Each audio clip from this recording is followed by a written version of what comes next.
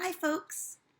Today's story is called Curious George Goes to a Chocolate Factory, and it's by Margret and HA Rey.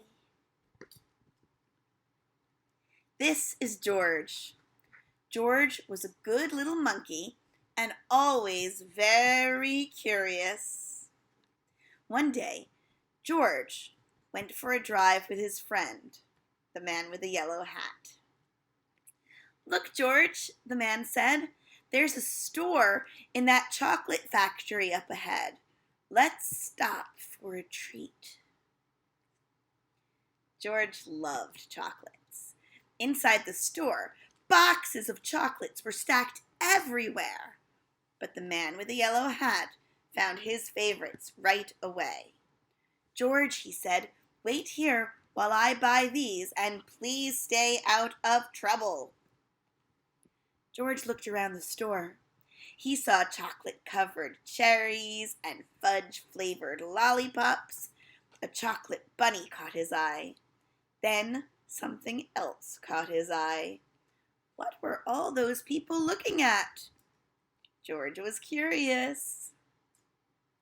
He climbed up to get a better look. Through the window, he saw lots of trays filled with little brown dots. What were all those little brown dots?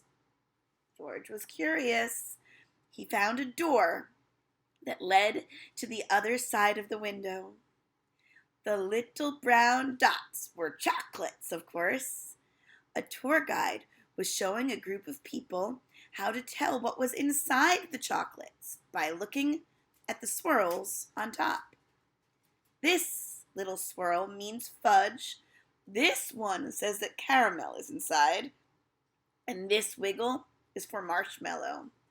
This is the swiggle for a truffle. This one is for a nougat. This sideways swirl is for orange fluff.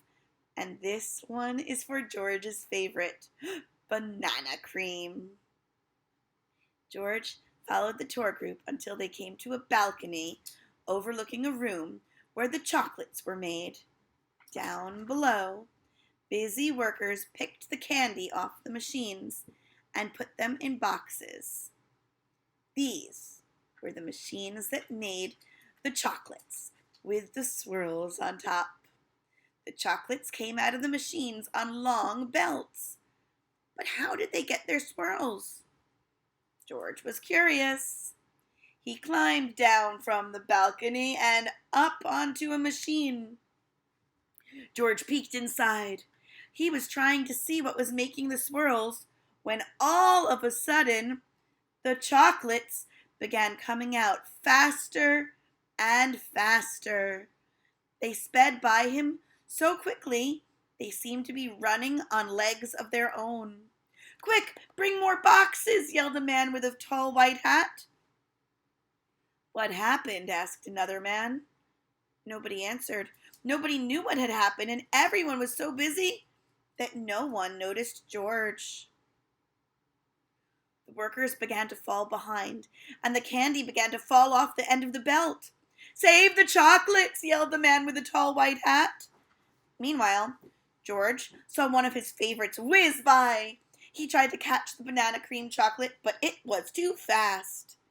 He chased it to the end of the belt. At the end of the belt, a pile of chocolates was growing taller and taller. George had never seen so many chocolates. As he searched for the banana cream, he put the others in empty boxes. George was a fast worker. Someone noticed and yelled, "Bring that monkey more boxes! He's helping us catch up!" Not all the chocolates made it into boxes, but no more chocolates fell on the floor. Just when George and the workers were all caught up, the tour guide ran in with the man with a yellow hat. "Get that monkey out of here," she yelled. "He's ruining our chocolates."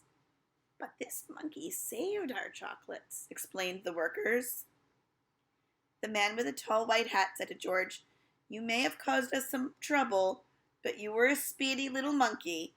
You deserve a big box of candy for all your help." George was glad he was not in trouble, but he did not take the chocolates. Back in the parking lot, the workers waved goodbye as George and his friend got into the little blue car. "George, are you sure you don't want any chocolates before we leave?" asked the man with the yellow hat. George was sure. I wonder what you're curious about. You might be curious about chocolates, but something else. Something that you want to learn more about this year in school. I'd love to see what you're curious about. Thanks.